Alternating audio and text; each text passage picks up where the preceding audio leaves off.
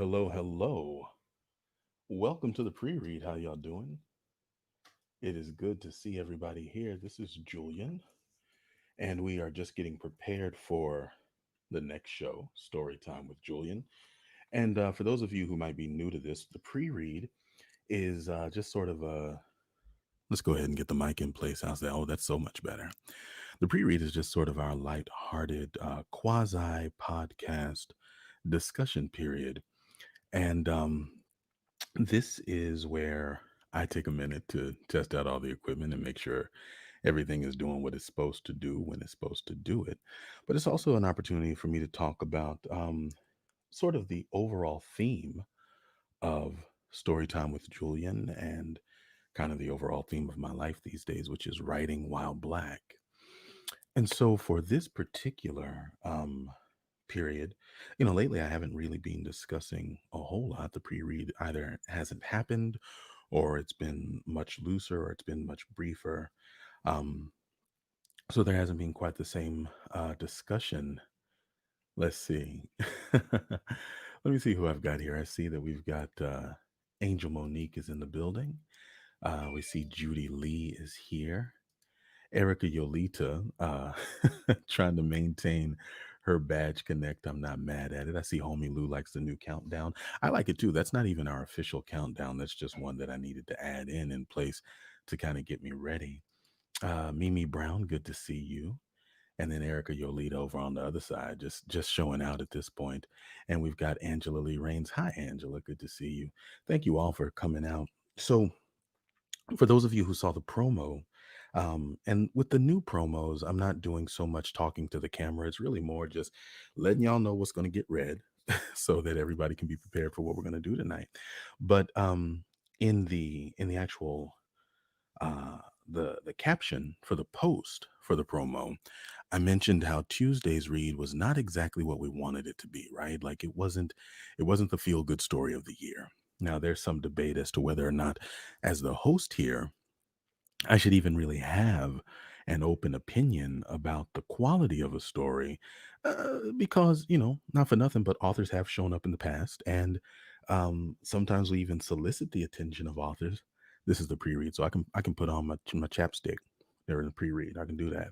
Um, Hello, Joker, and hello, Latricia Ransom. Good to see you both. Um, but anyway, I was pretty vocal about the fact that I did not particularly care for Tuesday's story for a lot of reasons. And in the group that we have, it's sort of a limited discussion group.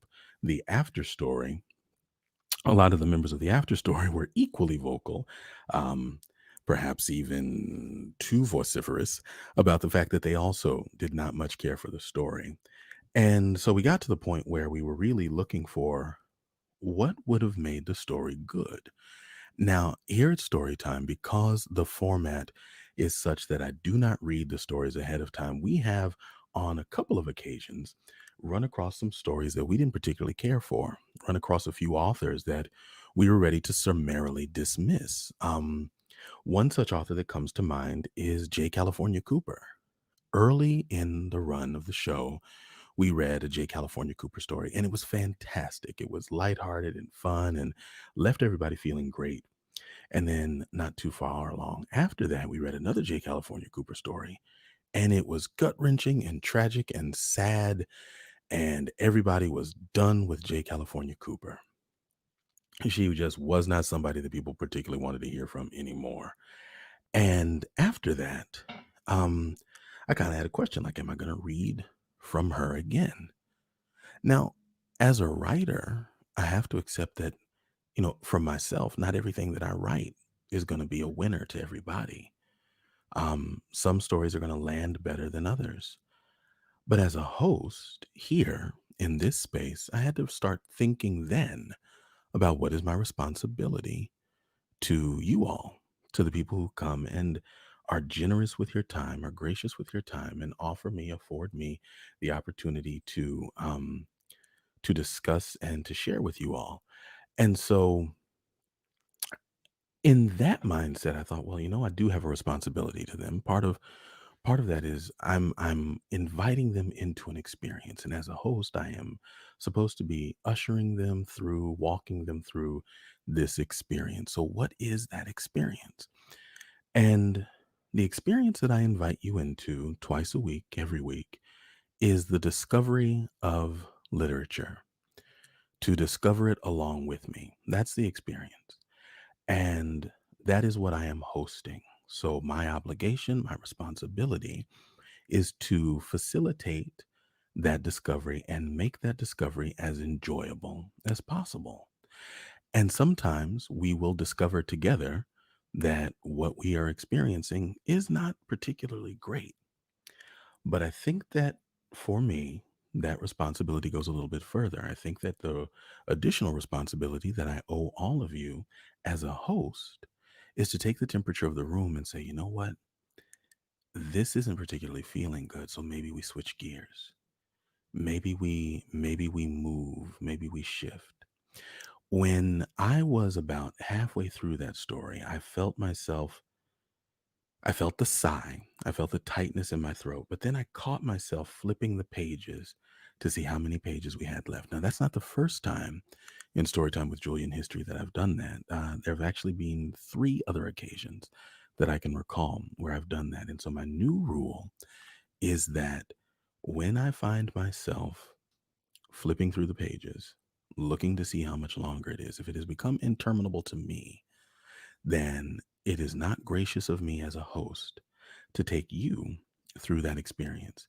If I can't even stand it, um, I cannot make it an experience that will necessarily be good for you. Now, there have been times where I haven't particularly liked a story, but it has resonated with and landed with members of the audience, and that's fine. That's good. But I think when as a host, part of my responsibility is to understand the vibrations and the feel of the room, to take the temperature of the room. And I think when I understand that we've hit a point where it's just not, we're not there, we're not together, then what I'm going to do is I'm going to cut that story short and we're going to move into something else. It might be discussion, it might be picking up a simple story. We might just try to cold read something else and see how it goes. But that's something that I want to do, that I feel a responsibility to as a host. Now, that being said, I am not going to give up on this author. I'm not going to give up on this author because the first story we read from her did not resonate or did not land.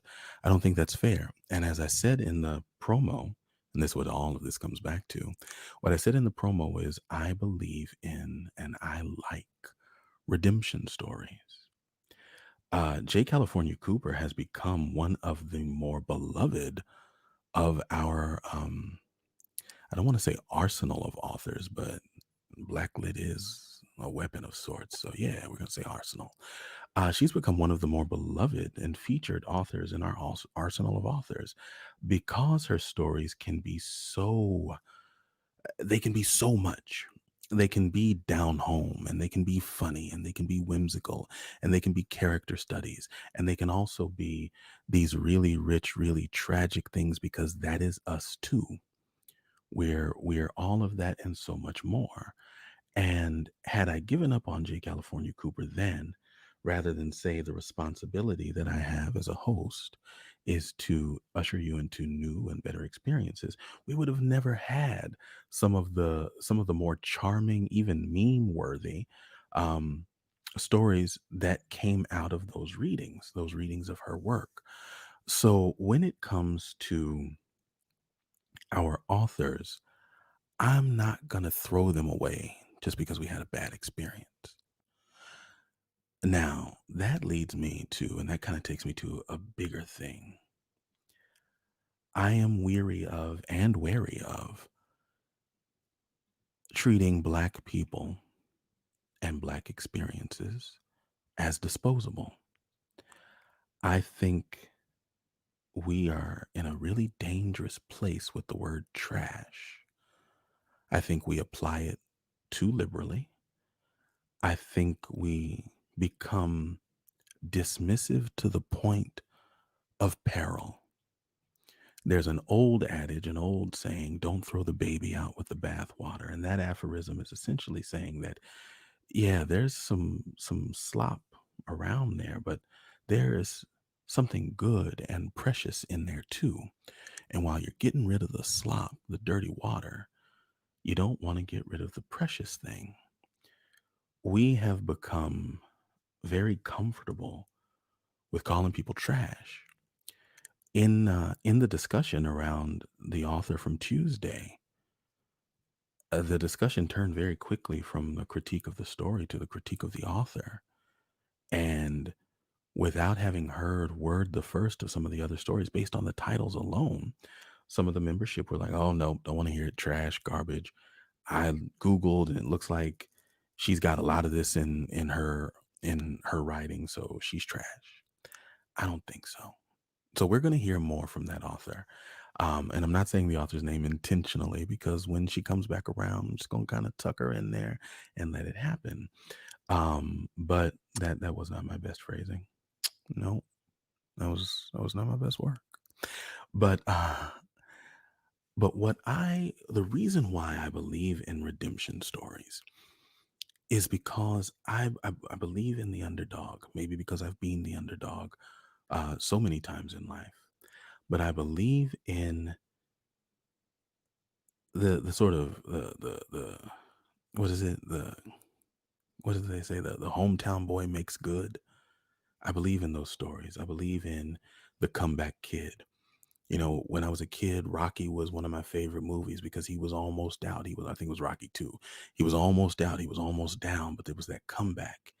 Um, in Rocky 1, he didn't win, but he went the distance when everybody had counted him out, when everybody thought he was a joke. Now, I mean, granted, even as a kid, I would have rather seen the black guy win. I would have rather been a black guy underdog story, but America wasn't ready for that yet. But at any rate, that's kind of wired in my nature. But the other part about it, what I find incredible about redemption stories is that the redemption story cannot happen without both parties being invested. What do I mean by that? What I mean is that the redemption story is less about the person being redeemed and more about the redeemer. The redemption story is less about the person who is coming with a fault and trying to make good and what they have to offer and what they have done to prove themselves good. And it is more about the person who receives them for what they are and says, "This is good enough." That's where all the value lies. Now, I come to that conclusion because in this new life of mine, have become very frugal. So I do a considerable amount of couponing. And if you ever really stop to think about coupons, and if you ever read coupons carefully, plainly said, a coupon ain't worth shit. I mean, it's a piece of colorful paper. It's a piece of colorful paper, and if you read the fine print on it, they will tell you the monetary value of any given coupon is a fraction of a cent. And yet, we take these colorful pieces of paper into a store and we say, "Hey, shop owner, I know that with tax, these cookies are $5.26. And I myself only have $4.86. But I have this colorful piece of paper and I cut it out and I bring this to you, offering this and my money in exchange for these cookies." And the shop owner says, "I will take this worthless piece of paper because I see and honor your gesture, and I will add value to this. I will add value to this worthless offering." And that makes you whole. That means that you and those cookies can walk out this door and everything's all right. The story is really not so much about the person who brings the coupon as it is the person who adds value to it. It takes having a heart and eyes and mind to be able to see and recognize and appreciate that with the right kind of energy put behind it, with the right kind of emotion put behind it, with the right kind of support behind it, that worthless, colorful piece of paper offering can have some value. Now, the way this course works in the world is that the store owner has an agreement with the manufacturer, and the manufacturer says this person's trial And this person's effort and this person's loyalty has enough value to us to make up that extra dollar. That's what we wanted. Because without that, they probably would have passed these cookies by on the shelf. We wanted them to try. We wanted them to invest in us. We wanted them to engage with us. We wanted them to put effort into a transaction with us. And that effort makes up the difference. It makes up the loss. There's no loss now. We now have the openings of a relationship that did not previously exist because they came to get redeemed. I like redemption stories. I like stories where people were counted out, where their value doesn't add up to what it is that they're seeking. It doesn't add up to the interest of the community that they are seeking entrance with. But that community has something to give. They put the energy and the effort and the support behind it, and they say, we see what you're doing, and we see that there is value in that. It is not the monetary value, but it is something else. When I think about the story that we read on Tuesday, and I've been thinking about it a lot, I find lots of areas where, you know what, I just realized I don't have either of my clocks near me. Somebody do me a solid and let me know. Oh, you know what? I can watch your comments.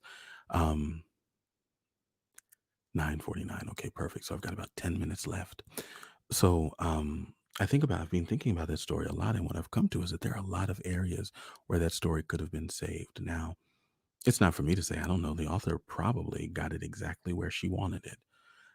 So for me to talk about saving it is certainly a bit arrogant. That author has 3 books published under her name, and I, to your knowledge and my knowledge only, don't have any.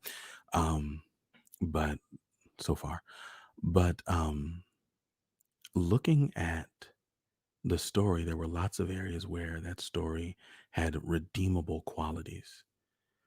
Um, had areas where it could have been turned into something.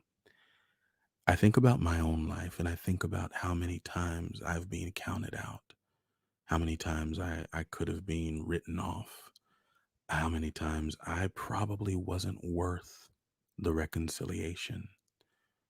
But I put forth an effort and I put something out there and I offered it. And I said, this is little more than a colorful scrap of paper. But I want you to know that I want to engage. I want to connect. I want to be here. And thanks be to God, there are redeemers out there that are willing to take something that on its face value is only a fraction of a cent, but they see that there's something represented by that colorful scrap. That colorful scrap represents something more than what it presents as. I have a number of stories that I am working through, stories that I have abandoned. My manager and I have sat down and worked out a timeline for me to dedicate time to these scraps of stories, to pick up these scraps and put something to them, to recognize what they might be with the right energy and the right support behind them, and to present them ultimately to you all in the hopes that you can see what more has been put there and that they have a value to you. Now, I'm seeing in some of the comments, listen, I don't want to harp on this author. Yes, I was hoping she'd turn it around too. And no, published doesn't equal entertainment value. But I don't want you to miss the point. I don't want you to miss the point here. There are redemption stories for all of us. And all of us, whether we are the writers, the readers, or the people with the scraps of paper, are worthy in the right space, in the right time, under the right circumstances of redemption. Now, if I want to linger and hyperextend this coupon analogy, what I can say is that coupons do have an expiration date. Terms and conditions do apply. You can't stack them up and make double and triple the offer and try to scam the redeemers. And not every store is going to participate. Every single coupon says at participating locations. And the onus is on us to recognize that sometimes that offering for everything that we might intend for it, it just might not. We might not be dealing with a participating retailer. It might only be that fraction of a cent there. If your coupon isn't received there, take it elsewhere. If this community, I was going to say communion and community, and it came out commune. If this community is not the right place for that author, there are clearly places where she is beloved, where she is held in high esteem, and that's good. But I'm going to give it one more shot here. Anyhow, y'all, we are close to time. It is 9:54, and Latricia Ransom ain't got no sense. I'm going to give her the last word because that was funny. Bed Bath and coupons, Bed Bath and Beyond coupons don't expire. That is true. Even when they do expire, Bed Bath just wants they want you to come into the store. And there's something to be said for that too. All right, with that last word being said, I am Julian. We're going to go ahead and take it over to the flip so that we can get ready for story time. Tonight, we're going to be reading the Walter Mosley story that we didn't get to finish on Tuesday. I'm actually really excited about that. No, I have not pre read it. Yes, it is a cold read. Yes, I'm taking another gamble, but that's all right. I'll see y'all on the flip. Thanks for coming out early, and I'll be back soon. Peace.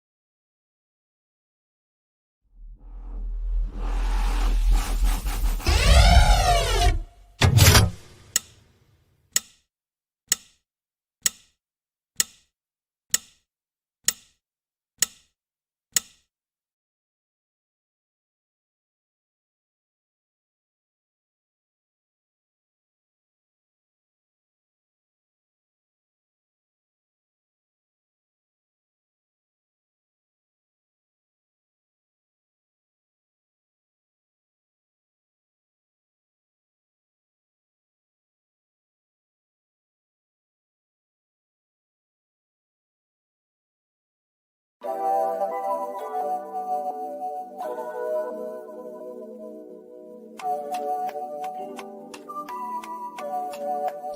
Music. Hey, what's happening? Welcome back. This is Storytime with Julian, and I am Julian. Thanks for sticking around through the little break in between the pre-read. Those of you who hung around, and for those of you all who are just tuning in, welcome. It is Thursday night, and tonight we are picking up. Um, our intention on Tuesday was to read two stories. We have two brand new books that we were cracking the spines on, and I'm really excited because the Storytime with Julian library is expanding. And so we have about, I think, seven new books to get into, and I'm excited to visit some of these authors. My hope is that a number of them become among our favorite authors, the ones that we come back to time and time again. Um, but we will see. Last session on Tuesday, the story ran a little bit longer than I expected. Usually what I do is I'll flip through the story and I can generally gauge by page length how long a story is going to take. This one I hadn't noted was really much finer type. The page sizes were a little bit different. And so by the time it was done, the story was about over a third longer than I expected it to be time wise. And so we ended up going a bit long, and that meant that we couldn't go into the second story, which I was actually really excited about because I'm really excited about this author. Now, I've made it clear that I'm making a concentrated effort, and I want to pause on that for a minute. When one person is doing it, it is a concentrated effort. When more than one person when people are working in concert together, that is a concerted effort. I individually am making a concentrated effort to make sure that I introduce more Black male authors. I do that in large part because the demographics of Storytime with Julian are about 90-10 favoring women. And that's largely to be expected. I kind of understand what the appeal is of something like this, but I also am all about breaking that myth that Black men don't read and that Black men don't like books. I don't like that perception. And so I like to find authors that I think are going to help kind of expand the understanding of the Black male literary experience. It's something that I'm doing on account of I'm a Black male. Now, that doesn't mean, of course, that I'm not going to read Black women authors. There are too many really phenomenal ones out there for me to limit myself that way. And there are just too many that I enjoy. In fact, my two favorites, I would never be able to read them again. Terry Meredith and N.K. Jemisin. So, and then there's, I forgot about Bambara. Because when we read Gorilla My Love, that was it. I was done. Like, I cannot wait to bring her back into the mix. But I'm getting ahead of myself. Um, let's see. Before we get started, let's see who we got here. We've got Homie Lou is in the building. We've got Joker is here. We've got Judy Lee. I see Mika Poppins. Kamisha Umstead is here. L Jack is here. L Jack always gives this greeting, and it always tickles me every single time. Um, Kelly James is here in the building, and she has been away for 2 weeks. And yes, my voice does sound different. It's not just you. I have a new microphone. So, the way my voice sounds here is the way that it is supposed to sound on broadcast. This mic has it has a better element inside of it, and the form factor of it is different. So it picks things up warmer. It doesn't have that high tinniness that most microphones have. This one is truer to what my actual voice is, and because I am also just part of my professional training because I am sensitive to the mic with these monitors on. It allows me the opportunity to modulate my voice so I don't have to project so much. And in not having to project so much, I can let my voice rest in its sort of natural register. So, hopefully, the experience that you're having of my voice is that it's warmer, that it's smoother, that it's got a little bit of a creamier tone to it where the mids and the basses are being picked up and I don't have to project so much. And in that projection, the highs are being picked up. So, yeah. And that's just a little bit of my explanation. Anyway, I don't want to Mike explain the whole hour away. Tonight's story is by Walter Mosley. Now, Walter Mosley is a noted author of over, I believe, over 69 books bear his name. And yes, Joker, creamier. That's a technical term. It's in the Mike encyclopedia, the encyclopedia. Um, anyway, Walter Mosley is a noted author with over 60, I think perhaps closer to 70 titles to his credit. He is the author of the Easy Rawlins series of stories and books. Anybody who's familiar with Devil in a Blue Dress is familiar with his work. And so I have never actually dived into a Walter Mosley book. So when I saw the pre sale for this particular collection, this collection of short stories, I was very excited. And I got it, it pretty much, I pre ordered it, got it as soon as it came out. And I'm excited to jump into this and share this with you all. Let me hold up the book so you can see it. The title of the book is The Awkward Black Man. And for any number of reasons, you can imagine why that might appeal to me. And wow, excuse me. Yeah, that mic picks up everything. And tonight's story from The Awkward Black Man is Almost Alyce. I'm pronouncing it Alice. We might find somewhere down in the story that it's pronounced Alyce. But let's discover all of that together. We're going to go ahead and jump into it right now. Almost Alice by Walter Mosley. Albert Roundhouse came from a good working class family in Los Angeles. He did well in public high school and made it through 3 years of state college before things started falling apart. There was a young woman named Alice who came into Albert's life like a typhoon. At least that's what Albert's sister Llewellyn said. Alice blew in like a storm, Llewellyn Roundhouse reported to anyone who cared to listen. She told him that she wasn't the kind of girl that belonged to anyone or who wanted to settle down. And as much as Al tried to understand what she was telling him, he just sank under all that loving like a leaky rowboat in a summer storm. And it was true, what Llewellyn said. Sometimes when Albert gazed on Alice's brown body in his bed at night, he would howl and pounce on her like an animal from some deep forgotten part of the forest. And Alice loved his hunger for her. She rolled and growled, clawed and bit with him. And then one day she was gone, out of his bed, out of his apartment, out of the city, with Roald Hopkins, a sailor on furlough. He could have been called Jimmy or Johnny, Llewellyn Roundhouse said. He could have been a she for all that Alice cared, because she was just hungry for passion from as many lovers as possible. She told Albert that. She warned him. About that time, September 1979, Albert and Llewellyn's father, Time Roundhouse, met Betty Pan. He fell for Betty just as his son had fallen for Alice. But Betty didn't run away. Not at all. It was Time who ran out. He left Georgia, his wife, the kid's mother, and moved with Miss Pan to Seattle, where they lived in a house that looked over Puget Sound. Time became a fisherman and Betty a nurse. Blood and fishes they had printed on their own personal stationery. Georgia Roundhouse changed her surname back to Gordon, but still refused to give Time a divorce. She didn't quit her job as senior office manager for the city of Los Angeles, but after 17 weeks of absence, she was fired. By then, Albert was failing his classes, pining for Alice. She had sent the lovesick student a postcard telling him that she'd left Roald for another lover, name of Christian Lavelle. Her words and tone were so friendly that Albert cried for 3 days.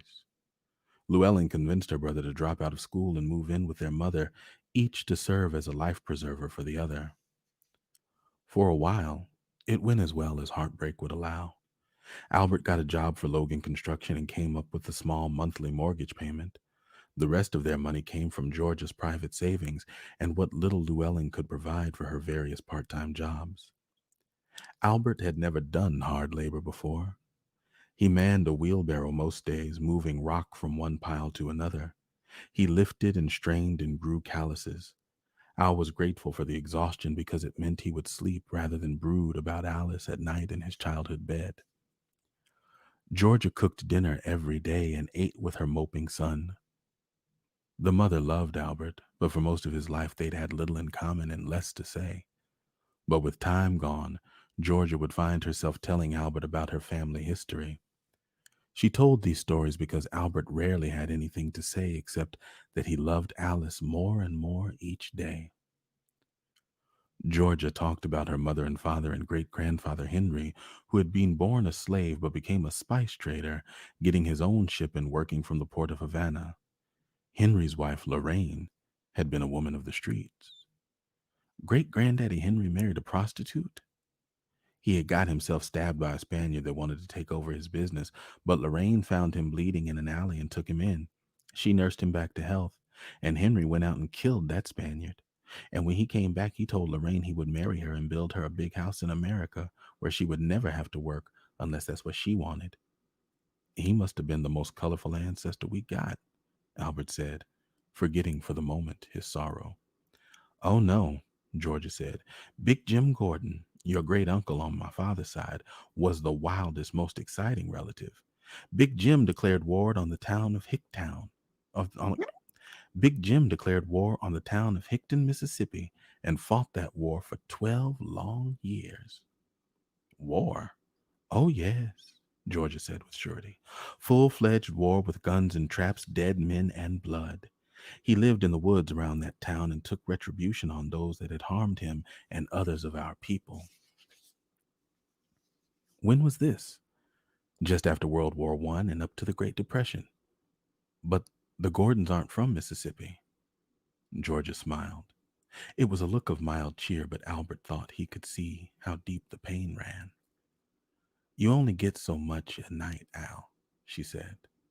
Tomorrow I'll tell you how the white men in the town of Hickton hurt Jim and then paid the price. With these words, Georgia Gordon got up and went to her bedroom, leaving Albert to wonder about his great-grandfather, the spice merchant, and his great-uncle, Big Jim. The one-man army. So taken was the young man with his unknown heritage that he didn't brood over Alyce that evening. Just a second, y'all. There we go. In the morning, he got up early before his mother and went out to work in Oxnard, where he spent the morning rolling chunks of concrete and granite to a pit that had been excavated by the company bulldozer.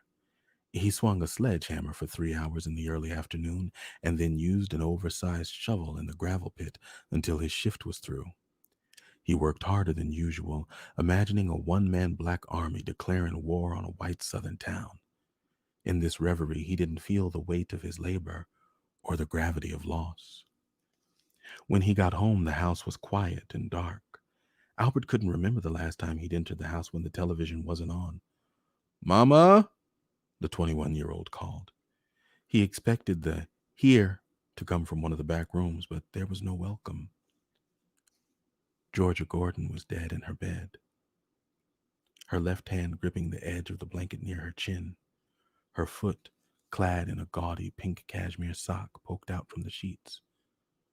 There was an odor hovering in the room, a smell that Albert couldn't get out of his nose for many weeks. "Why didn't you call for an ambulance?" Detective Todd Green asked Albert for the fourth or fifth time. I I could tell she was dead," he said. "Her skin was cold and she hadn't been out of the bed since I left this morning." "Why didn't you call the ambulance this morning?" "I didn't know anything was wrong." "You knew that she hadn't gotten out of bed." "I left the house at 5 in the morning. When I got home, all the lights were off and the paper was at the front door. I could tell that Mama had never gotten up. I went in her room after she didn't answer, and there she was." "Why didn't you call for an ambulance?" the detective asked again. "I called my sister." "Your sister? Why?" "She's her mother, too. And Mama was cold, and the room smelled bad. Lou said to call the police, and so that's what I did." Time Roundhouse came down for the funeral with Betty Pan on his arm. "I'm selling the house, Al," he said at the reception after the service. "But this is Mama's house." "Your mother's dead, and I'm still a husband." The full impact of the death hadn't hit the young man until his father uttered those words. From then on and through the next few decades, Albert was confused about the sequence of events. There were some things he was sure of. Not he began crying upon hearing his father's callous pronouncement. Not loud bawling, it was just that the tears wouldn't stop flowing from his eyes. Llewellyn and Time argued. Men touched them on the shoulder and head. Women kissed him and held him like he was their child. At some point, everyone was gone from the house and Albert was alone with a fifth of Jack Daniels that someone had brought from the repast. The first bender lasted for 8 or 9 weeks. It carried him from the house his father was selling up to Berkeley and Telegraph Avenue. He crashed in the laundry room of a house on Derby Street. One night, he had sex with a woman in the back of a van while her husband watched from the driver's seat. He moved out of the house and into an empty lot, using a sleeping bag that a man named Hartwin had given him. He did day labor when the hangovers were tolerable. The Petals of the Sun commune was located in southern Oregon, where a redwood forest met the ocean. There, he dried out for some months, though he wasn't sure how many. There was a woman with big hands named Roulette who had built a one-room cottage and took him in. Roulette had a brother, Marquise. Marquise and Albert went into town one night and bought a bottle of red wine, and then another. When Albert woke up the next morning, Marquise was gone, and Roulette was blaming Albert for stealing her money to buy wine. He hadn't taken her money, but she sent him away. Albert marked this event as the beginning of his roustabout years. Finally, after 3 months incarceration for vagrancy in Northern California, he built up enough strength and sobriety to hitchhike across country with a woman named Birgit. She was half Native American and half Swedish, and tall and blue-eyed and completely in love with the world she inhabited. She was leaving her boyfriend in Oregon to visit her husband in Vermont. This husband lived on a commune that raised silkworms and practiced Tibetan Buddhism. For a year, the master of that sect worked with Albert, trying to get him to get outside of the inebriation. You mean you want me to stop drinking, right? Albert once asked. I've been trying to put the bottle down, but every time I turn around, I find it there in my hand. The master had a huge, burnt orange-colored face. He smiled at Albert and shook his great head. It's not what I want that matters, the master said. You must seek your own equilibrium. If drinking brings balance, then by all means drink. But if it is only a mask, a beard to cover the real face of your desire, then you must find another way. Albert would sit in his straw hut at night, wrapped in a down comforter that Birgit's husband gave him. Outside it was below zero, but the round hut stayed warm, and Albert wondered what it meant to achieve balance. In the spring, the master died, and the man who ran the raw silk production line asked Albert to leave. You're just a drunk, Terry Penn said to Albert 3 days after the cremation rite. Theodore Bidwell, Birgit's husband, apologized for Terry's rough words. Birgit has relatives that work construction in New York, Theodore told Albert. He brought the displaced Californian a ticket for the Peter Pan bus in St. Albans and gave him $40 to hold him over till he contacted the Swedish Indian's cousins. Birgit had left some months before to return to her boyfriend and his son in the forest of Oregon. Albert thought it was nice of her husband to buy his ticket and to give him a recommendation. On the bus, Albert sat by the window concentrating on the idea of balance. He thought about Alyce and his father, his mother, and Llewellyn. He touched the center of his chest with the middle finger of his left hand, and just at that place there was a gap, a space that Alyce had stretched out and then vacated. There was something about this emptiness that kept him from the proper equilibrium. It was like trying to stand up atop a gas-filled balloon that always seemed to be shifting away. Albert rubbed the area that felt hollow, wondering if somehow he could move the emptiness around. In the window of the bus, he peered into his own dark image, thinking about Alyce and Great Uncle Big Jim. These unknowable quantities, he felt, were what made him stagger through life. Or maybe it was his mother's unexpected death, or his father's betrayal. My life hasn't really been all that bad, he said to the image of himself. What'd you say? Asked the woman in the aisle seat next to him. Nothing. It was something, the youngish, round white woman said. I heard it, I just didn't understand the words. Her smile was gentle and reminded Al of a time when he wasn't sad. I was saying that my life really hadn't been all that bad. I mean, I've had some hard times, but every trouble I've had has been at least partly my fault. We all make our own beds, she agreed, but it's God who gives us bed bugs. Albert laughed deeply.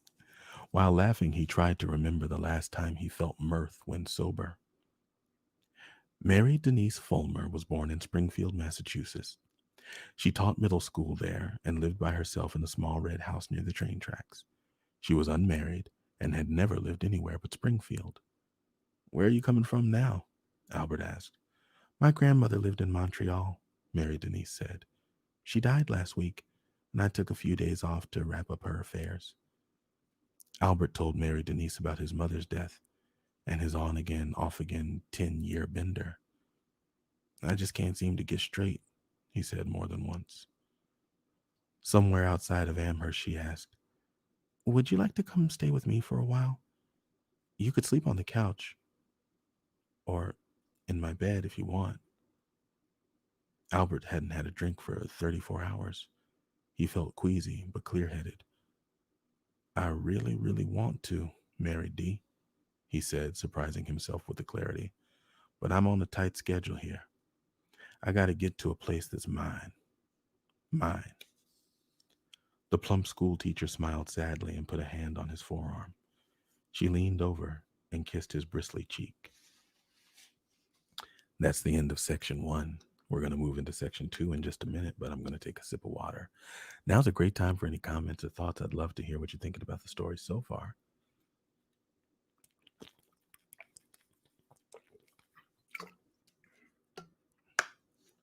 One of the things that I'm particularly enjoying about this, this being my first time experiencing Walter Mosley, is um, the pacing of this story is incredible. We have just covered 10 years of this man's life in no time flat, really only focusing on the highlights and the cues of, I guess, the important people that he met along the way. I think that's an interesting way to tell a story, just kind of moving from person to person. Like, if you were to think about your life in terms of the arcs of your own story, who would be the names associated with those different arcs? Who would be the names that would have to be key moments where a thing happened and this person was in your life around that thing? And I think more importantly to me, as I think about this, is who are the people whose names would be there through multiple events? The key turns and they're still there. They're still tumbling with the lock every time the key turns until you get that door open. Um, but yeah, this sort of introduction of these people who passed through his life is kind of fascinating to me, and I am really curious where Alyce comes into the rest of the picture, given that she is the titular character of this story. Let's see if that answers in part 2.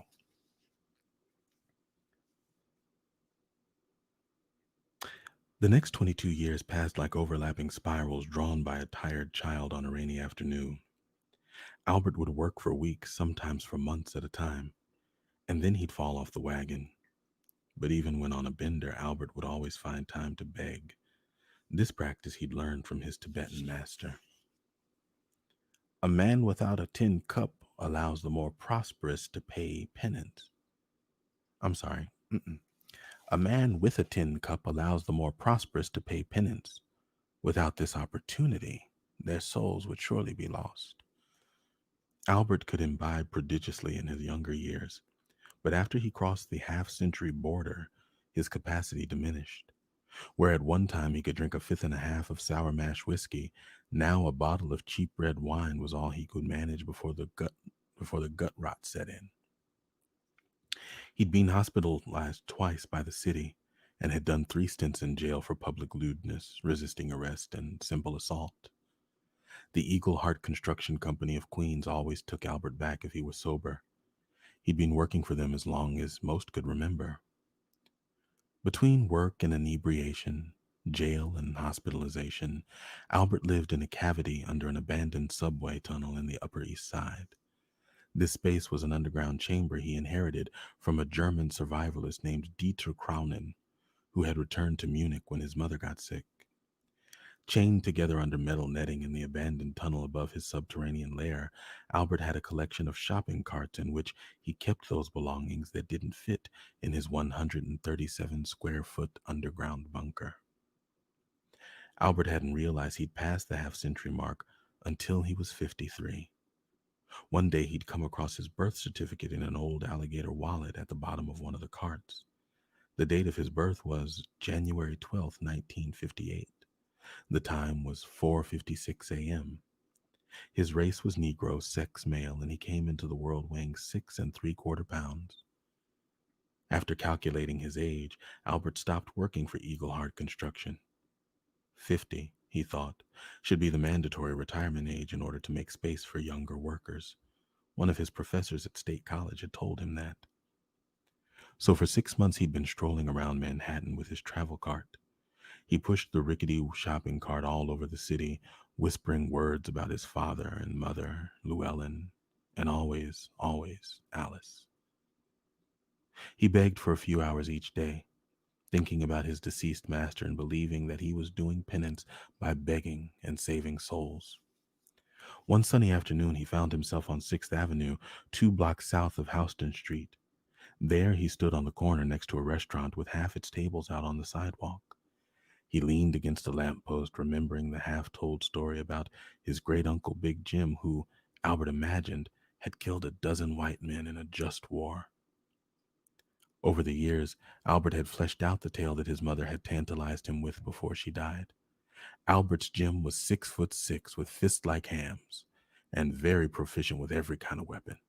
He'd fought beside Teddy Roosevelt in the Spanish-American War, and had been wounded more than once.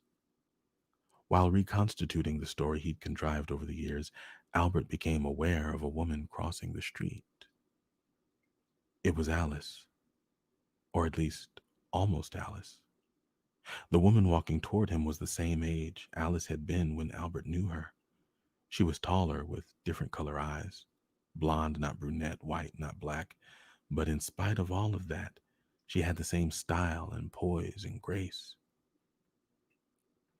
She had the same wildness in her blue, not brown eyes. Her gait was brash like Alyce's, and her expression was one of mirth in the face of disaster. The woman, who every man and woman around was looking at, walked right up to Albert and said, "Hi, I'm Frankie. What's your name?" "Albert." "You want to make some money, Albert?" "Okay." "Well then," she said with a wry grin, "let's go." Stillman's Gourmet Grocer was a chain that had a store in Soho. Frankie had Albert leave his cart down the block from the entrance and told him to go into the fancy supermarket before she did. "First, go back to the meat section," she told him, "and then to the fruits and vegetables. Whenever you see me, count to 12 and then go to the next section. Don't act like you know me. Just count to 12 and move on." She laid out the plan for him to go 5 different sections. He committed those destinations to memory, thinking that maybe the Tibetan notion of reincarnation was true and that Alyce had died and been reborn as Frankie. He went into the store and was shocked by the air conditioning. The cold made him shiver now and then, even under his coat and sweater. He made his way to the meats and looked into the cold bins with rows of steaks and pork chops, whole chickens and slabs of bacon, all set on rectangular styrofoam plates wrapped in clear plastic. The food distracted him. He cooked in his subterranean lair, but only rice and beans, chicken necks and grits. After a while, Frankie, yes, Frankie, wandered into the aisle. One, two. She wore a tight-fitting faded blue jeans and a linen shirt. There was a necklace of blue stones around her neck. Her hair was tied back, and she was so beautiful. 11, 12. Albert moved on, looking for the fruits and vegetables. Store employees followed him openly. There was a guard in uniform not 3 steps away. Albert wasn't worried. He was no thief. His mother hated thieves. At one time, his sister wanted to be a cop, Looking at a bin filled with huge pomegranates, Albert wondered whether Llewellyn still had the same phone number. They hadn't been in touch in 19 years, maybe 20. "Excuse me," the copper-skinned guard wearing a blue and gray uniform said. At just that moment, Alyce, no, Frankie, came into the far end of the aisle.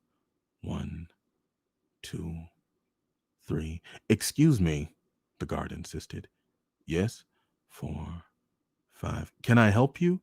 No, I'm just looking." 7, 8. "If you're not going to buy anything, I'll have to ask you to leave." The guard was young and pudgy with a silly, drooping mustache. His eyes were both insecure and resentful. When Albert got to 12, he turned and walked away. The guard followed him. "Excuse me."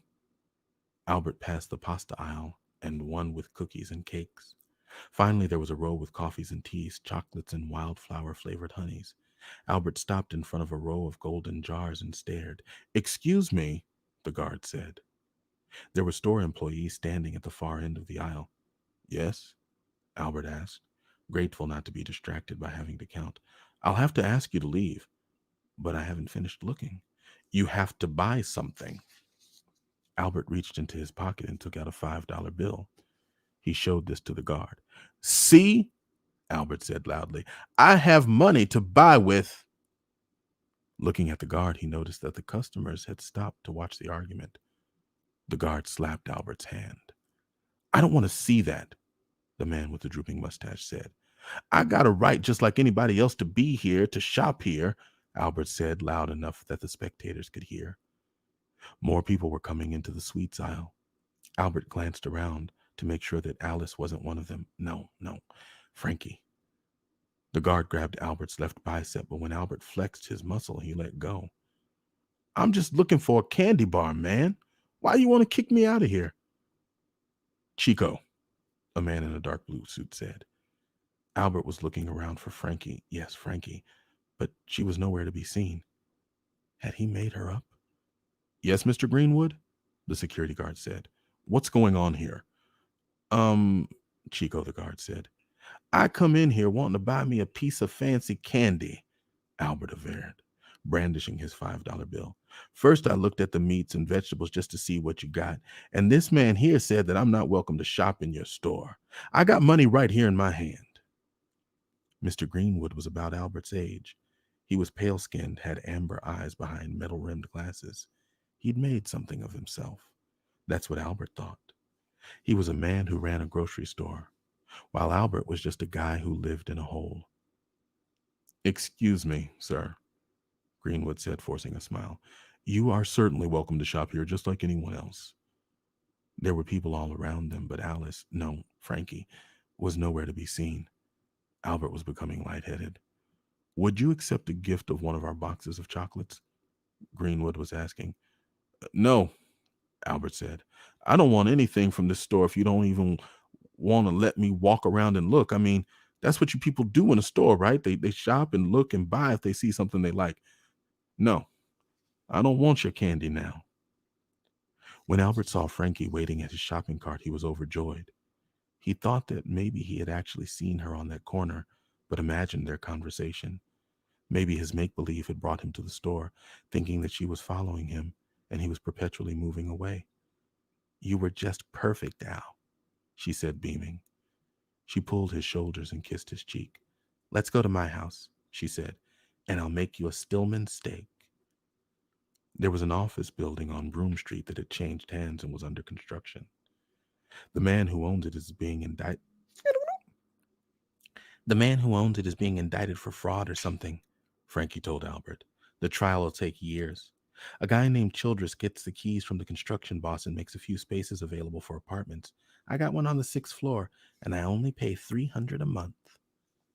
The halls were dusty and dark, but the makeshift apartment was bright and airy, with good furniture, electricity, and a camping stove in the office supply room that she used as a kitchen. There was even a bathroom with running water at the end of the hall. "You're not all that dirty," Frankie said, "but you could still wash up while I make us dinner. There's some clothes in a box in that hall that might fit you." The bathroom had a fiberglass businessman's shower installed in the corner. Albert felt vulnerable being naked in that illegal space, washing with cold water. But he was excited too. Frankie was almost Alice in his eyes, and for the first time in decades, the mantra of love lost had stopped nagging at him. With a smile on his face, he plunged under the ice cold spray and experienced exhilaration that spanned his entire life. His father might have been dead by now. Llewellyn never became a cop. The moon was rounding the curve of the earth, soon to be aloft in the New York sky. Albert was standing naked in that hidden space, and there was a woman down the hall who wanted to have a meal with him. Out of the clothes box, he took a pair of gray sweatpants and a green t-shirt that was only a little too small. "You're in pretty good shape for a homeless," Frankie said, as she served him a fried ribeye steak with white rice and shredded Brussels sprouts sautéed in butter with garlic and soy sauce. "I live in a hole in the ground," he said, savoring the meal. "But I'm not homeless. No more than you are." "Sorry, I didn't mean to insult you. How come you picked me off the street like that?" "I needed a partner, and the last guy I worked with punked out on me." "You needed a black man to distract security?" "Uh-huh. You want some red wine?" "I don't think so. No. No, I don't." "You need a job, Albert?" "I'd like to work for you, Frankie." "I'm not getting up off any pussy. My last partner, Joby, didn't understand that." "These his clothes?" Albert asked. He was thinking about his deceased Tibetan master and the ideal of balance, of the moon arcing through the sky and the many tons of rock he'd piled over the years. "Yeah," Frankie said. "But they belonged to a guy named Teddy before that." "You know a lot of men." "My father had Huntington's disease," she said, as if in answer. "He'd go into these wild rages, and my mother had me and my sister padlocked in our rooms at night. She gave me a pistol. I still have it." "Did he ever try to hurt you, your father?" "Only all the time." "What's that got to do with all the men you know?" Albert was wondering about the reasoning behind his own question. "I'm not afraid of anybody," she said. "I won't steal," Albert said as if in answer, "but I don't mind walking around in a store." All right, that's the end of section 2. We're about to move into section 3. I'm fascinated by this, the way this story is broken down and how this man is all of a sudden 53 years old. Um, but we are just about to the close of it, so we can discuss all of that as we get to the end. Let's see how section 3 goes. Albert walked around while Frankie shoplifted from drugstores mainly, but they also hit hardware stores, art supply stores, little knick-knack places down in Soho, and some midtown department stores. Frankie knew the most valuable items to boost and where to sell them, and all Albert had to do was look at things that interested him. He was especially interested in portable electronics and colored pens. He was arrested twice, but then released for lack of evidence. He made sure to have $20 in his pocket so that he could always claim to be shopping. Frankie set up a room for him down the hall from her suite. She padlocked the doors and told him that if he broke in on her, she still had the pistol her mother had given her. "I've shot men before," she warned. Early one Thursday morning, Frankie knocked on Albert's door. He was already awake, lying on the futon she'd had the man Sheldris deliver. She paid an extra $100 a month for Albert. He stayed on Broome Street, even though he had another illegal home uptown. He heard the knock, but he didn't answer immediately. He was lying there thinking that he hadn't had a drink since the day he met Frankie. "Yeah?" he said at the second knock. "You want to get breakfast and do some shopping?" "I have something to do today." "What's that?" She pushed the door open and walked into the small office. "I'm going up to Central Park to beg." "You don't need that. We make more than enough." "I don't do it for the money," he said. "Why else would somebody beg on the street? To save souls and redeem karma?" They left the building together and walked up Broadway toward Houston Street. Just before crossing Prince, Frankie stopped and turned around, pretending to be looking in the window of a little perfume boutique. "Stand in front of me, Al," she whispered forcefully. "Stand in front of me, not there, on the other side." Albert did as she said and looked around. Coming toward them were two burly white guys in jeans and white t-shirts. They had crew cuts and tattoos. They were the kind of men that Albert had learned to avoid on streets and back alleys. One of the men looked at Albert as he passed. Albert smiled. The white man sneered. Are they gone? Frankie asked. Yeah. They stopped outside the entrance to the F train near Broadway in Houston. Who were those guys? Toad Boy and Westerling, she said. They got a problem with you?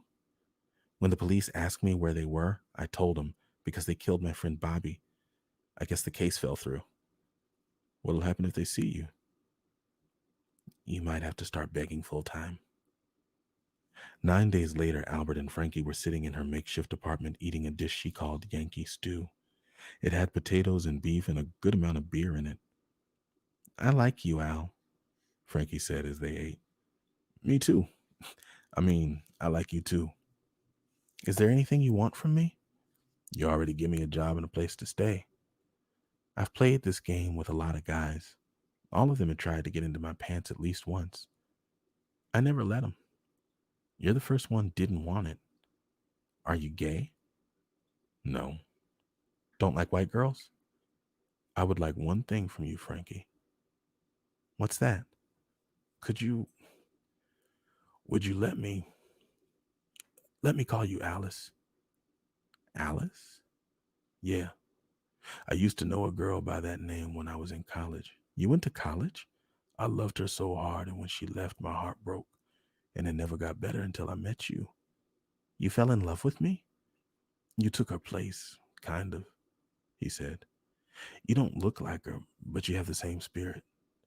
If I could call you Alyce, that would mean a whole lot to me. You'd rather that than lay up in my bed? Yes.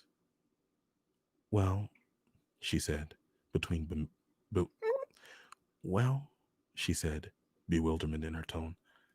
Okay, I guess it could be like our little nickname. That night, Albert reclined on his futon, feeling like he'd passed into a new land, a new place. There was a woman like Alyce who didn't mind being called by that name.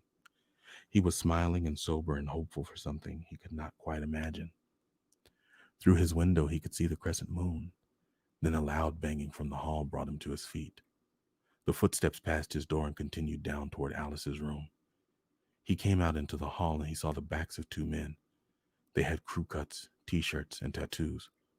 What do you want? Albert demanded. The white men turned. This ain't your business, either Toad Boy or Westerling said. We just want the bitch. Albert surged forward, throwing his fist, getting hit twice for every blow he delivered. He pushed and fought and struggled in the narrow passage. The men hit him and he felt pain, but it was like a far-off experience, like the memory held in an untouched bruise. He felt something hard strike the side of his head and fell, happy to give in to the pull of gravity. Someone kicked him in the chest, then the head. They kept it up like that for 30 seconds or so. Albert expected even more punishment, but there was a shot, and then another shot. Let's get out of here, one of the men shouted, and the third shot came. The same man squealed in pain. By then, Albert was on his back looking up at the ceiling. Alyce ran by and was gone for a minute, maybe two. Albert closed his eyes for a moment. Are you all right? Frankie, no, Alyce asked. Albert opened his eyes, caught a glimpse of his friend, and then passed out. He woke up in a hospital bed feeling surprisingly healthy. His jaw hurt, as did his side. He turned his head and saw a middle-aged black woman sitting in a chair. She was heavy but not fat, wearing a gray dress and holding a dark blue purse. Al? She said. Lou? Baby, I was worried that you were going to die lying right here next to me. What happened? Somebody called the police and told them that you was all beat up in this building. They came and found you. You had my name and address in an old alligator wallet. The cops said there was a smell of gunpowder in the air, but you didn't have no gunshot wound. It was only me? Albert Roundhouse asked. Nodding, Llewellyn said, The police want to question you. The interrogation lasted an hour or so.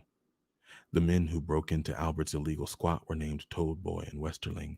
They kicked the shit out of them and then there were shots. He didn't know if anyone else lived on that floor. He'd only happened upon the place that day. The hospital discharged Albert when he told them that he didn't have insurance. His sister offered to fly him back to Los Angeles. I'd like to go back to school, Lou, he said. I'd like to study history and find out what really happened with great Uncle Big Jim in the town of Hickton, Mississippi. You can come live with me, she said. Daddy got sick after Betty Pan died. He bought a house in LA and I took care of him till he passed.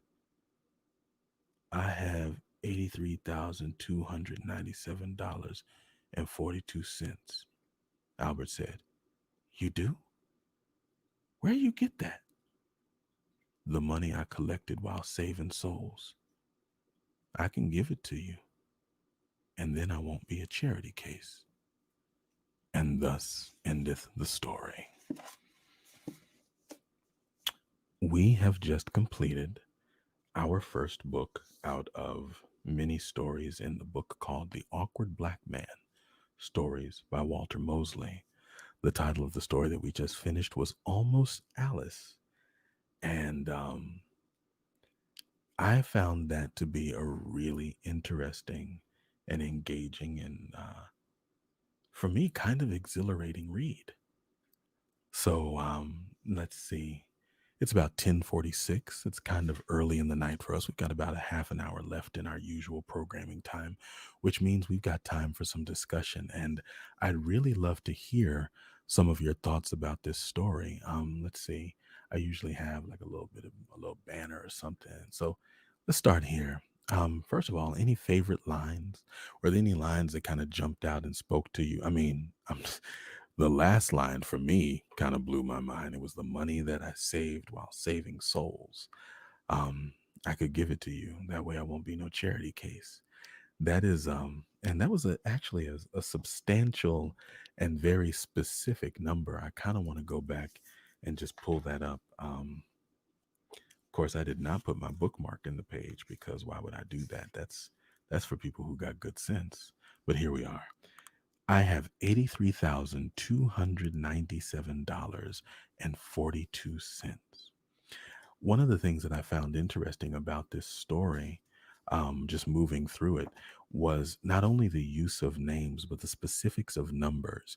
And I'm wondering for those of you out there who deal in numerology, if anything came to mind. There were a number of specific numbers that were called out, years, the date and time, all the way down to the minute of his birth. Um, and I know that there's a whole lot of numerology um, associated with birth dates and times. The addresses, the ages, the specific amounts of money that he carried in his pocket, and of course this last call out of the number that he had accumulated. um, let me go to some of your comments and just kind of see where we are. First of all, Terry Meredith, I'm so sorry that you didn't know that it was time, but we're so glad to have you here.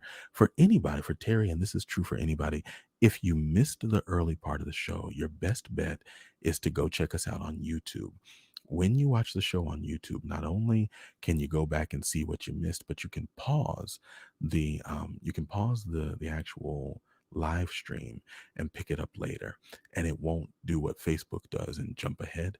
It'll actually just kind of hold your place there. It's kind of like DVRing the live program.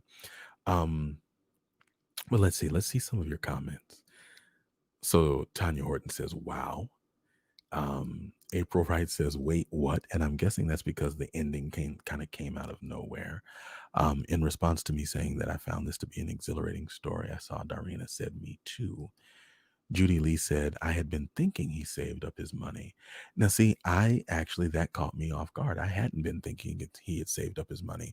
I thought that the little things that he was buying, he was picking up a few dollars a day and he was spending that few dollars a day on the necessities, on chicken necks and grits and things of that nature.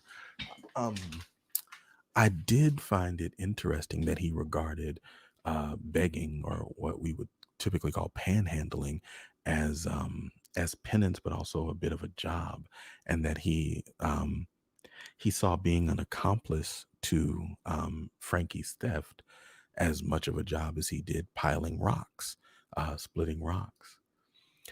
Akanke said that ending was not predictable, and I agree. I really didn't see it coming. And Darina was not drawing, but was just late. Siobhan says that the story was sad to her, and I can see that.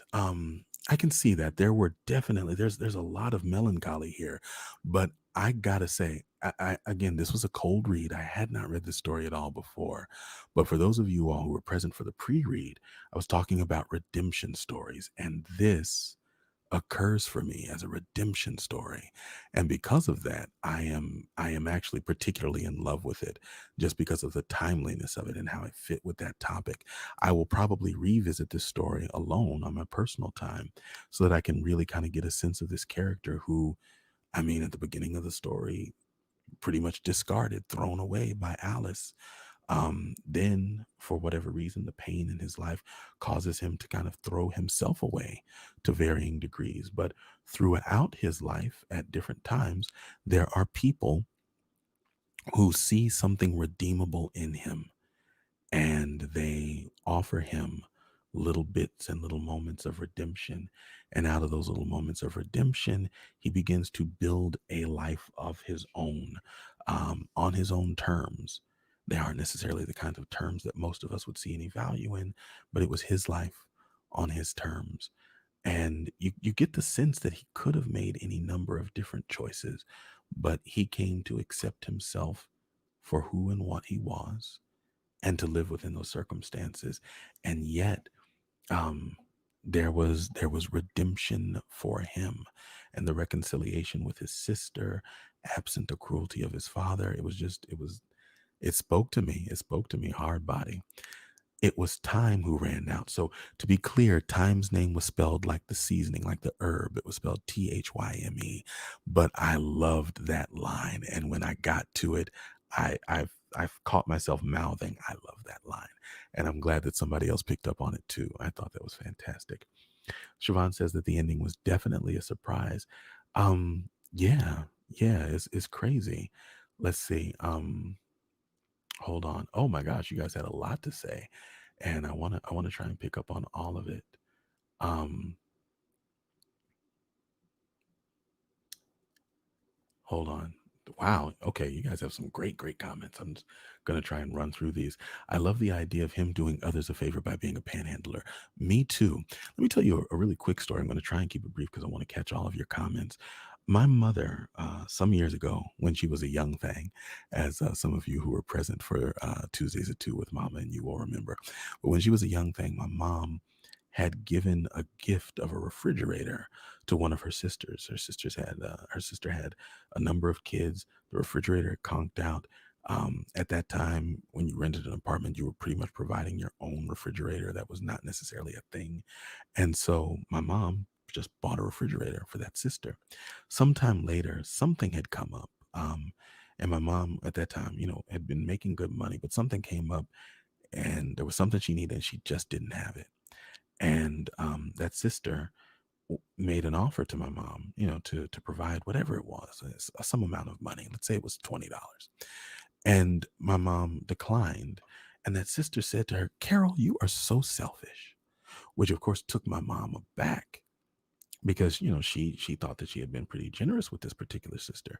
And she said, "What do you mean?" And that sister said, "Because you always want to give and do for other people, and you never give us the opportunity to do for you. And so we're always here and you're always there." And that is when my mom learned, um, not to do that, not to put too fine a point on it. That there are times when being able to receive is actually the blessing for the giver. And when we were talking earlier about the coupon and the redeemers, there is something in that, to be able to take what is available and to add value to it is often a blessing for both parties. Kelly James said, "It broke my heart, the finding of his birth certificate." Yeah, that did too.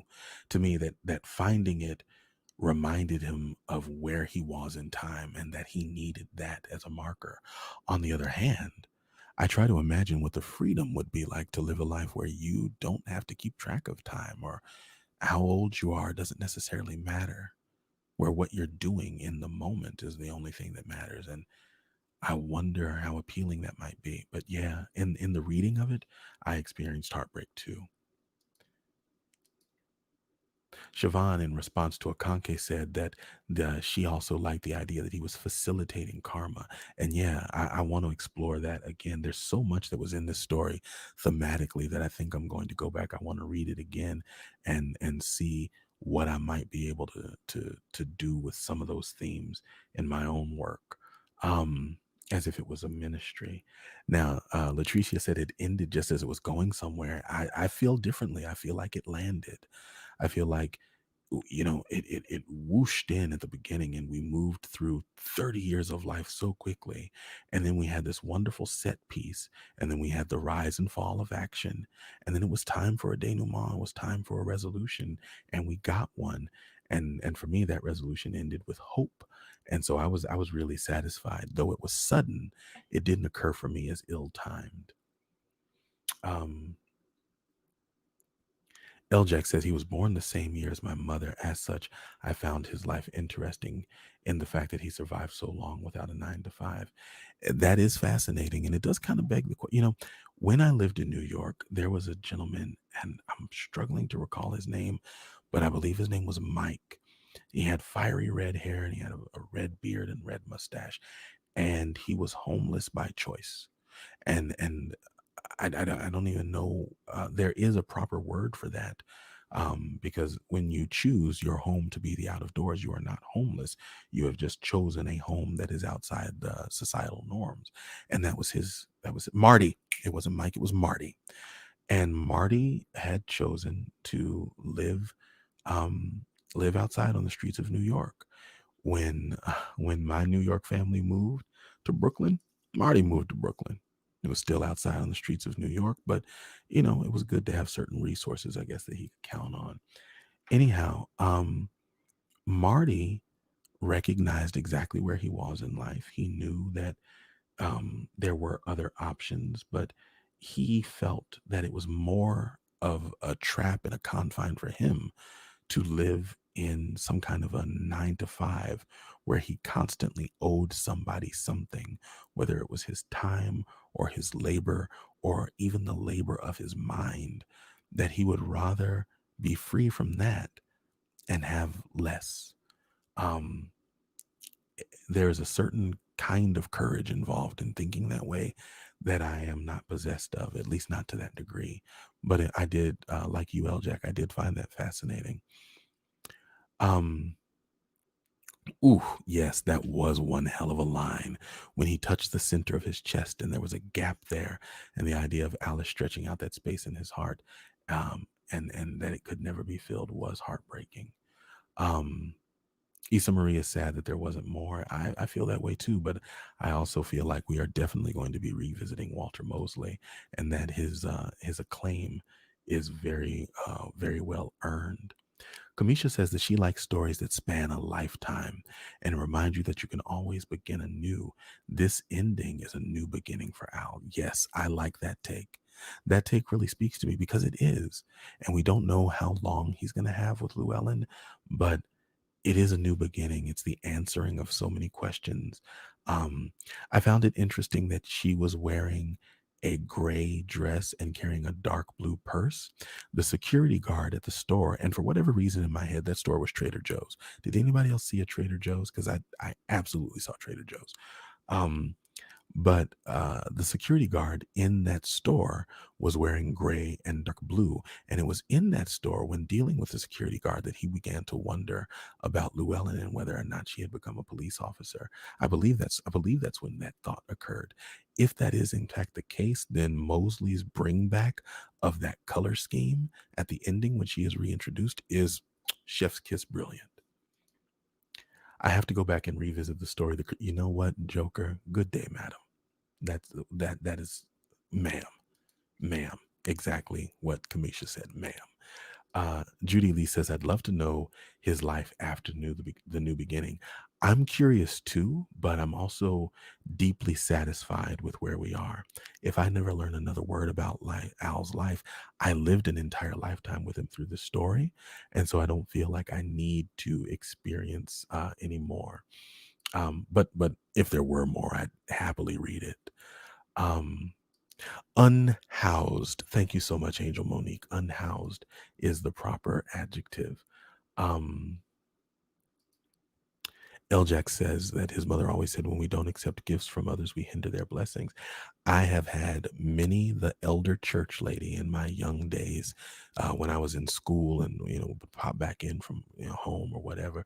And they would want to bless me with something. No, ma'am, I'm fine. I promise I'm doing good. Now, look, don't you block my blessing by refusing to take this. Now, you let me bless you here so the Lord can bless me. Yes, ma'am. Yes, ma'am. And you take that sweaty $5 or that sweaty $2 bill and you tuck it in a Bible somewhere and you keep it moving. That's just what you did. Um, Latricia says after his mama died, it seemed like Al was just marking time. When he agreed to go with his sister, it seemed like he finally had a direction and hence he was going somewhere. Marking time. See, I would say the opposite because he didn't mark time. Time moved along without him, but he did have while it I think you make a fair point that he didn't necessarily have direction, but he sure as shooting seemed to have a purpose, didn't he? Um, his commitment to saving souls and I don't know. It's difficult to say what a person would make on an average day of panhandling and whether or not he did that on a daily basis, but he earned weight. He earned something in that amount of time. Um, really, really powerful stuff. Nice to know. Oh, because my mama be saying stuff. Yeah, I get it from my mama. Siobhan's going to go back and revisit Mosley, and yes, absolutely. And if you enjoyed this story, please one of our moderators, please go ahead and put up on the screen a link to where they could buy this book. Obviously, this being a new book, it is available at Amazon. But you know how we do. We like to support our local bookstores. We like to support our Black bookstores. So if you love this book, please find this book, buy this book, enjoy this book, and share with us. All right. Um, Kelly says she didn't see Trader Joe's. That was Balducci's. Now, see, I remember Balducci's before the remodel. And I'm thinking based on the time that passed, this would have been before the remodel. This didn't feel like Balducci's. It felt like it had to be bigger than Balducci's, right? Like to me, I'm trying to remember also the meat section of Balducci's. And I think that was toward I want to say the east wall, if I'm not mistaken. Man, I miss Balducci's. You know what else I miss? I miss Garden of Eden. Like for real. Anyway, let me not start waxing over New York. You get caught between the moon and New York City. The moon, that part too. I really, really loved the description of the arcing moon and the significance that was given to that. It was such a really small and beautiful detail. And it actually reminded me of a Tribe Called Quest lyric that Andre 3000 cited when he was saying while he thought that Tribe Called Quest was one of the greatest rap groups of all time, he cited the line of Q-Tip's, the way the moon dangles in the midnight sky and how the stars dance around, ayo, I think is fly, and how that really messed with him and spoke with his spirit. April says she saw Balducci's too, all hoity toity. All right, y'all. Maybe it was Balducci's. I don't know. Um, is anybody listening from the DC area? You know what? I don't know. But if you got DC friends, you could share the link of Storytime with Julian, and then we'll know that we got people from the DC area. So if we don't have enough DC folk in here, invite some and let them be a part. April Wright says that she's from Tacoma Park, Silver Spring. I'm guessing that's the DC area. If so, it's lovely to see the people come together. In Detroit, it would be Nino Salvaggio's. Okay, so yeah, I see we got some bougie shoppers up in the building, and that's cool. I am 100% here for it. Ain't okay. Somebody else was with me and saw Trader Joe's. Thank you, Angel Monique. High five. Yes, somebody saw Angel Joe's. Lord help, Trader Joe's. I saw a comment somewhere where they said with headphones on, I'm giving. I guess they were talking about me. I'm giving ASMR vibes. Is that because of the new mic? And because it kind of it brings the tone into the space that it's supposed to be. I know that you guys hear every sound that my mouth makes and that you hear the water drinking. There's not a lot to be done about that. My mic technique is better for short bursts. I'm typically doing 30-second, 60-second, 120-second bits. um Reading for this extended period of time is something that I'm working on. And of course, if I were doing this for an audiobook, a lot of this would be edited in post. Um, Also, this mic is a lot wetter than the mic that I do the audiobook recording from. It's a much, much drier mic. Um, Really, really flat, even tone. And for, hold on just a second, while y'all look up where you can buy this book, I'm going to take me a little sip of agua. Dame más agua fina.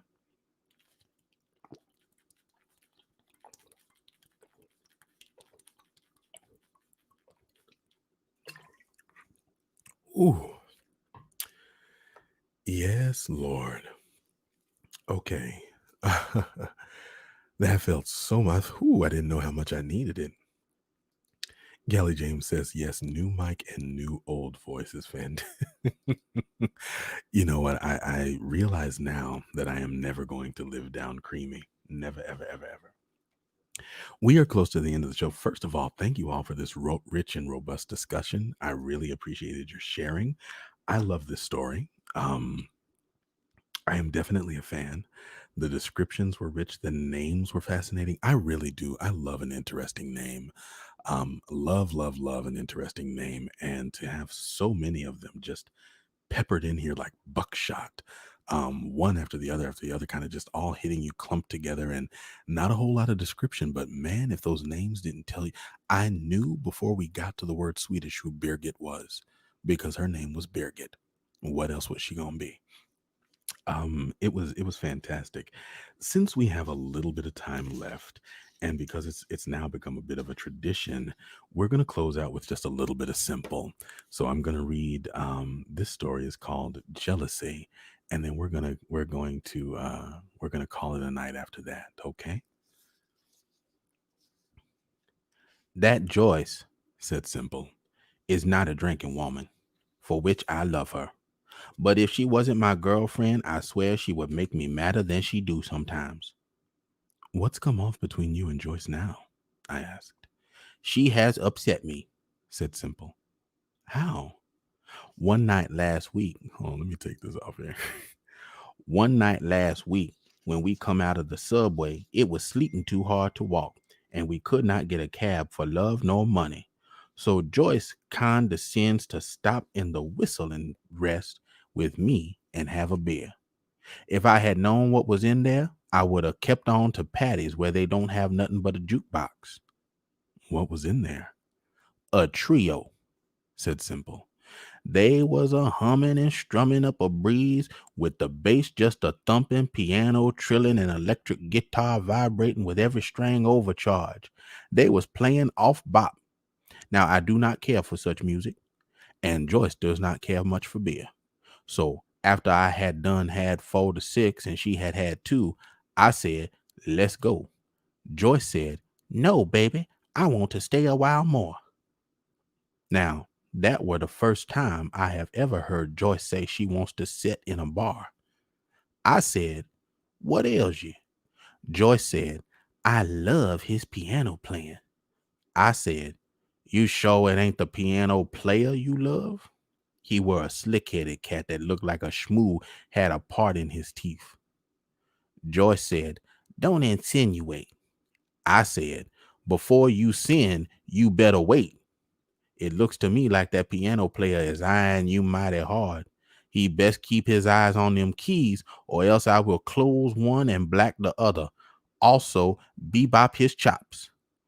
Joyce say, huh, it's about time you got a little jealous of me, Jess. Sometimes I think you take me for granted, but I do like that man's music. Are you sure it's his music you like? I says. As flirtatious as you is this evening, your middle name ought to be Frisky. Don't put me in no class with Zarita, says Joyce right out of the clear skies. I am no barstool hussy, which kinda took me back, 'cause I do not know Joyce had any information about Zarita. A man can't do nothing even once without Harlem and his brother knowing it. Somebody has been talking, or else Joyce is getting too well acquainted with some of my friends, like you. I never mention your personal affairs to anyone, I said, least of all to Joyce, whom I scarcely know except through your introduction. Well, anyhow, said Simple, I did not wish to argue. I says to her, I ignore that remark. Joyce says, I ignore you. and turned her back to me and cupped her ear to the music. Don't rile me, woman, I says. Come out of here and let me take you home. You know we have work in the morning. Work does not cross your mind, says Joyce, turning around when you playing, turning around. When you setting up drinking beer all by yourself, so you say, at Patty's, I do not see why you have to mention work to me when I'm enjoying myself. The way that man plays, Stardust sends me. I swear it do. Sends me, sends me. Be yourself, Joyce, I said. Put your coat around your shoulders. Are you high? We are going home. I took Joyce out of there. And by Saturday, to tell the truth, I had forgot all about it. Come the weekend, I says, let's walk a little, honey. Which movie do you want to see? Joyce says, I do not want to see a picture, Daddy. They are all alike. Let's go to the Whistle and Rest Bar. Okay, I said, because I knowed every Friday they changed the music behind that bar. They had done switched to a great big old corn-fed blues man who looked like Ngagi, hollered like a mountain jack, and almost tore a guitar apart. He was singing, Where you going, Mr. Spider? Walking up the wall. Spider said, I'm going to get my ashes hauled. The joint was jumping, rocking, rolling, whooping, hollering, and stomping. It was a far cry from Stardust to that spider walking up the wall. When I took Joyce in and she did not see her light dark schmoo with the conch crown curved over the piano smearing riffs, she said, Is this the same place we was at last time?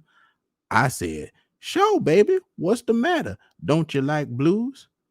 Joyce said, you know I never did like blues. I am from the North. North what? I said. Carolina? I thought this was a refined cocktail lounge, says Joyce, turning up her nose. But I see I was in error. It's a low dive. Let's go on downtown and catch John Garfield after all. No, no, no, no.